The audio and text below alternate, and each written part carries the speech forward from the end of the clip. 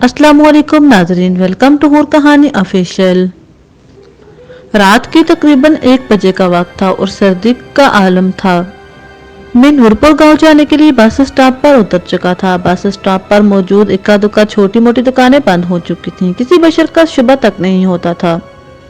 दिसंबर की यख बस्ता चलने वाली ठंडी हवाओं ने हर तरफ हू का आलम तारी कर रखा था। मैं बस से उतरने के बाद परेशानी के आलम में अपना बैग उठाए सड़क किनारे खड़ा हो गया। नूरपुर जाने के लिए मुझे उससे आगे का रास्ता मालूम नहीं था। मेरा नाम हसन अली है और पेशे के लिहाज से मैं एक उस्ताद हूँ। मेरी उम्र कोई 33 साल होगी। शादीशुदा और 2 बच्चों का बाप हूँ। नूरपुर के स्कूल में मेरा तबादला हुआ था। इसी सिलसिले में नूरपुर पहुंचा था। स्कूल के प्रिंसिपल ने मुझे खत में बता दिया था कि स्कूल का चपड़ासी मुझे लेने आएगा। फिर वही मुझे स्कूल से मुल्हिका सरकारी रिहाइशगाह में ले जाएगा। मगर वो बेचारा शायद मेरा इंतजार करते करते वापस चला गया था, क्योंकि नूरपुर जाने वाली एक बस मुझसे छूट गई थी। दूसरी बस ने मुझे 1 बजे यहाँ लाकर पहुंचाया। धुंध की वजह से हर तरफ बेआबा नजर आता था।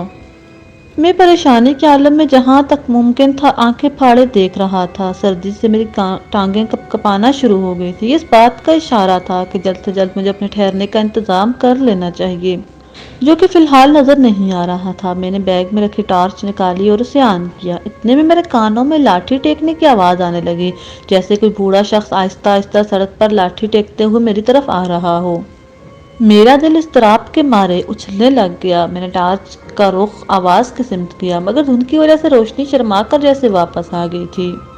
आवाज बदस्तूर मेरी तरफ बढ़ रही थी, मगर हेला तक नजर नहीं आ रहा था। काफी देर तक आवाज आती रही तो मैं खुद बेचैन होकर आवाज की सिमत तरफ बढ़ा कि शायद किसी को मेरी जरूरत हो। तो मैं बैग को साइड पर रख के चल पड़ा। थोड़ी दूर चला, मगर कोई बंदा नजर न आया। आवाज थी जो आए जा रही थी। मैं हैरान हुआ कि शायद कोई वापस मुड़ गया हो और तेज तेज कदम उठाता हुआ आवाज के ताक़ुब में दौड़ पड़ा। दौड़ते दौड़ते मैं ये भी भूल गया कि मुझे नूरपुर जाना था और मैं किस चक्कर में लग गया हूँ। तैश में आकर मैंने हवा में मुक्का लहराया और वापस पलट पड़ा। अभी 2-3 कदम ही उठाए होंगे कि किसी ने मेरे कंधे पर हाथ रखा। सख्त सर्दी में मेरा बदन कपकपा रहा था, मगर वो हाथ तो जैसे बर्फ की मानद था। पहली बार खौफ के मारे मेरे पूरे बदन में सनसनी फैल गई और मैं डरते हुए अपनी गर्दन पीछे मोड़ी। मेरे सामने एक बूढ़ा था जिसे सर्दी की वजह से मुंह लपेट रखा था। कपकपाते हाथ से लाठी थामे हुए मुझे देख रहा था। बूढ़े को सर्दी में ठिठुरता देख कर मेरा सारा गुस्सा गायब हो गया और मैंने हैरत से पूछा, बाबा जी आप कहाँ थे? आपकी लाठी की आवाज सुनकर मैंने आपको बहुत ढूंढा, मगर आप नजर ही नहीं आए। बेटा मैं चलते चलते थक गया था, जरा देर के लिए सस्ताने बैठ गया। ओ मेरे खुदाया, अचानक मेरे मुंह से निकला। आवाज के पीछे पागल होकर मैं दौड़ रहा था। शायद इस बेचैनी में मेरी नजर बैठे हुए बूढ़े पर ना पड़ी हो। मैंने दिल ही दिल में खुद को कोसा और बूढ़े का हाथ पकड़कर पूछा, आपने कहाँ जाना है? बूढ़े ने सर उठाकर मेरी तरफ देखा और कहा, तुम इस इलाके में नए आए हो शायद। मैं बूढ़े की नजर और पहचान का कायल हो गया। जी बाबा जी, मैं अभी अभी यहाँ आया हूँ और नूरपुर स्कूल का नया उस्ताद हूँ। शहर से यहाँ तबादला हुआ है। और मैंने बूढ़े के सवाल का जवाब दिया। तो यहाँ क्या कर रहे हो? बूढ़े ने जरा गुस्सैले लहजे में कहा, मैं अभी बस से उतरा हूँ, नूरपुर का रास्ता मालूम नहीं, इंतजार में खड़ा था कि कोई आए तो रास्ता मालूम करूँ। चलो आओ मेरे पीछे, बूढ़े ने कहा और वो लाठी टेकता हुआ बिना मेरी बात सुने चल पड़ा। हैरत अंगेज तौर पर उसके चलने की रफ्तार अच्छी खासी थी। मैं बावजूद कोशिश की उसके बराबर नहीं चल पा रहा था। आहिस्ता आहिस्ता ये फासला बढ़ने लगा। इतने में हम बस स्टॉप पर पहुंच गए।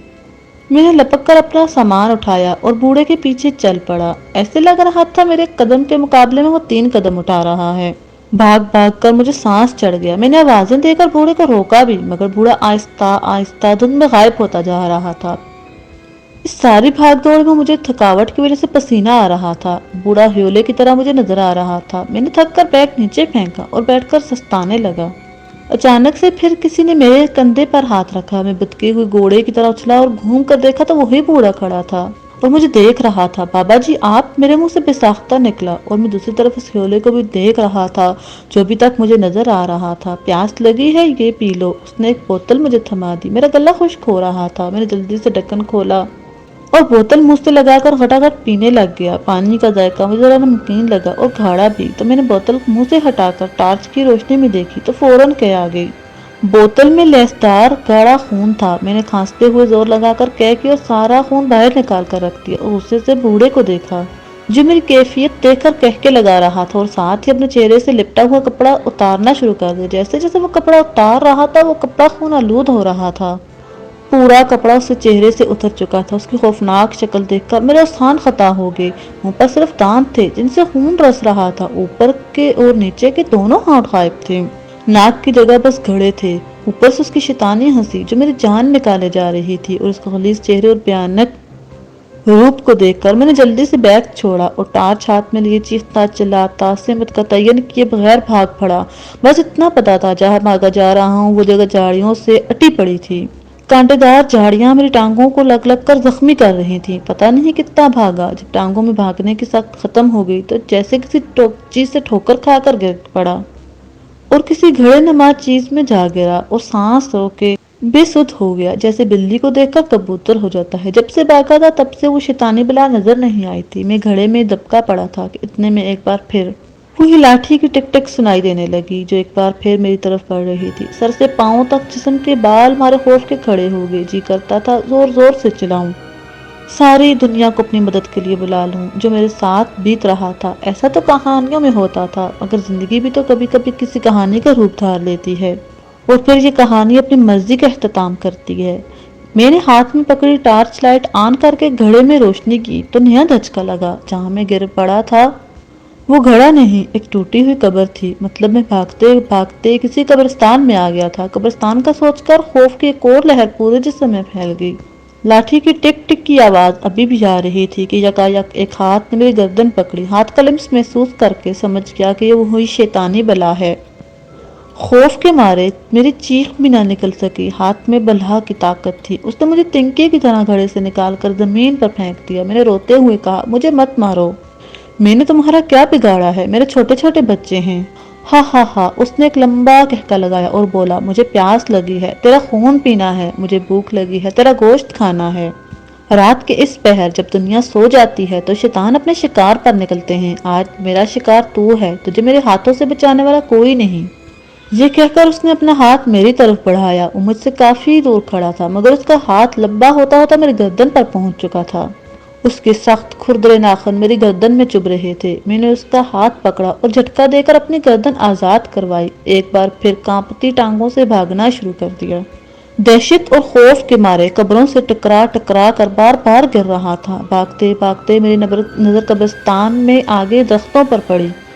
وہاں چھوٹے چھوٹے بچے پرندوں کی مانند ٹہنیوں پر بیٹھے مجھے گھور رہے تھے۔ ان کی الوؤں جیسی بڑی بڑی آنکھوں میں بلا کا طلسم تھا جو میری طاقت کو شل کر رہا تھا۔ اسی اثنا میں میرا وجود کسی سے ٹکرا گیا۔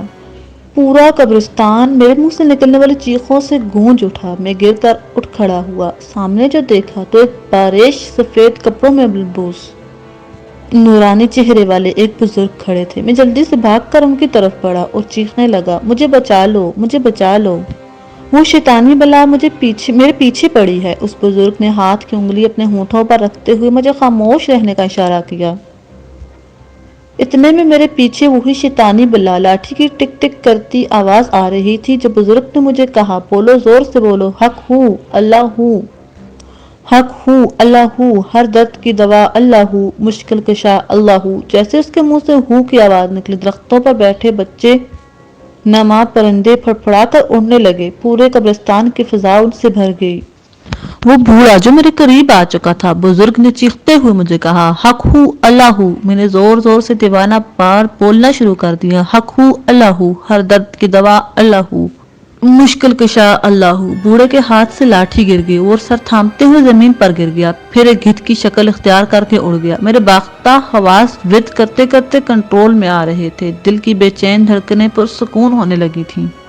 میں اس بزرگ کو دیکھے جا رہا تھا جس کا چہرہ چاند کی طرح چمک رہا تھا۔ میں نے آگے بڑھ کر اس کے ہاتھ چومے مگر وہ تو ہوا کی مانند کھڑا مسکرا رہا تھا۔ پھر وہ مجھ سے مخاطب ہوا، بیٹے، انسان کے اندر خوف اور ڈر پیدا کر کے اس پر قبضہ کرنا شیطانی طاقتوں کا سب سے بڑا ہتھیار ہوتا ہے۔